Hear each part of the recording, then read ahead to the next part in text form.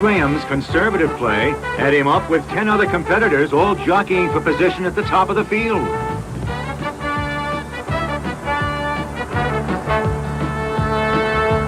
A 37-year-old journeyman, Graham's steady putting gave him a 283 after 72 holes.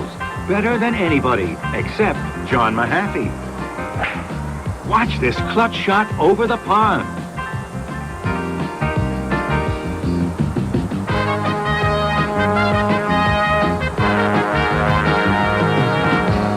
Years younger than Graham, Mahaffey withstood the pressure and finished up with a 283 himself. The Open would be decided in a playoff. Mahaffey's putts just wouldn't fall for him.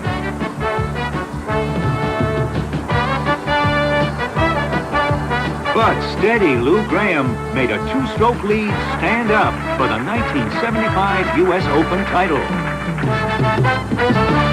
Here she is out in front as usual. Ruffian, one of the greatest fillies in turf history. She faced Foolish Pleasure, the male champion in the great match race of 1975. Ruffian's on the inside. They're dead even. And then it happened. The graceful filly stumbled awkwardly along the track. Her ankle was broken and she would have to be destroyed. In an instant, one of the biggest sports events of 1975 became the saddest. Smokey the Bear, symbol of the Forest Service's campaign against forest fires.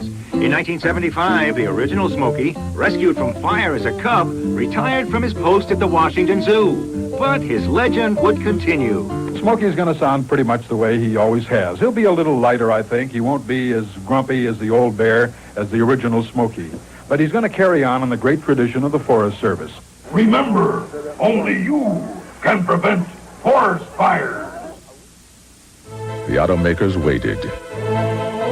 And reappeared as a self-styled revolutionary and wanted woman. The Hearst melodrama enthralled America. In 1975, Arthur Ashe both surprised and thrilled America.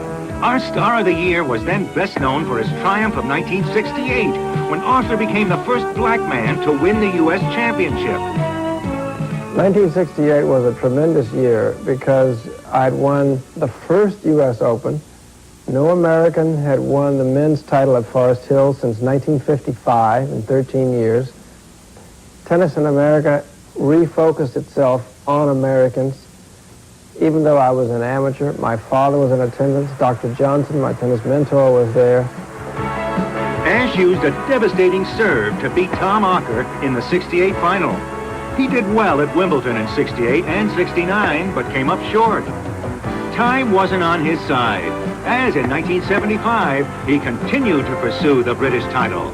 Preparing for Wimbledon in 1975 actually began in late 1974. There was a CBS television tennis special being filmed in Puerto Rico on clay, in which Borg was going to participate along with some other players. And I had secured the services of Henry Hines, a long jumper from the University of Southern California, to help recondition me. And I decided that I was going to take the same approach in 1975 that I took in 1968 when I was at the U.S. Military Academy at West Point. That is, I was at an age where I would have to get into the best shape that I could possibly get into, make all the sacrifices I had to make, and let the chips fall where they may. So I did. Arthur Ashe was determined to take this title, but determination wouldn't be enough. Did he still have the speed in those 32-year-old legs? Could he still make the shots? My first big test came in the quarterfinals against none other than Bjorn Borg, whom I had played at least 2 or 3 times in WCT events and in the finals of the WCT playoffs in Dallas. Borg had me a set and a break in the quarterfinals before I turned things around and finally won that. And then in the semifinal I had what turned out to be my most difficult match, and that was against Tony Roach, to whom I had lost in Nottingham a couple of weeks before. I barely won a squeaker just before it got too dark to play, 7-5 in the 5th set. And now I come to the final with a day's rest. Connors, as I said, had won 3 of the 4 Grand Slam events the year before. He was the odds-on favorite to win the entire tournament. He had not lost a set on his way to the final, and his odds of beating me in the final were 7-1. I basically got my strategy as to the way to play Jimmy from watching Jimmy play Roscoe Tanner in the other semifinal. Now, Roscoe Tanner had an awesome serve, known for his left-handed serve. He had something like 15 aces in the match, yet he never got more than 8 games. What I learned from watching Roscoe play Jimmy was that if I had any chance to win against Jimmy, I would have to give him almost no speed at all. Take most of the pace off the ball, to keep the ball down the middle, because he opens the court up so well. That is, give him no angles to hit back to me, to take me way off court. Arthur had a sound strategy, and he stuck to it, challenging Connors to change his game. It was quite a contrast at center court. Connors, a fiery 22-year-old, versus Ashe, a cool veteran, 10 years older, but 10 years smarter, 10 years more seasoned and disciplined. Connors had been playing so badly for him. I'm not making great shots. I'm not hitting winners all over the place, but my game plan was working perfectly, and Connors was just making a very high number of errors, more unforced errors than he has probably ever made in a match like that. I lost the 3rd set, and then I'm down 3-love in the 4th set. Panic time again.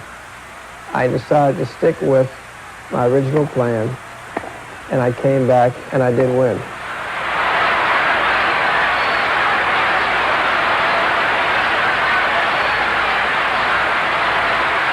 '75 was a magic year for me because I proved to myself that in the span of 7 years, after having won the first U.S. Open in 1968, at age 32, I could win another Grand Slam title, one that had eluded me, but one that I had a legitimate shot at winning.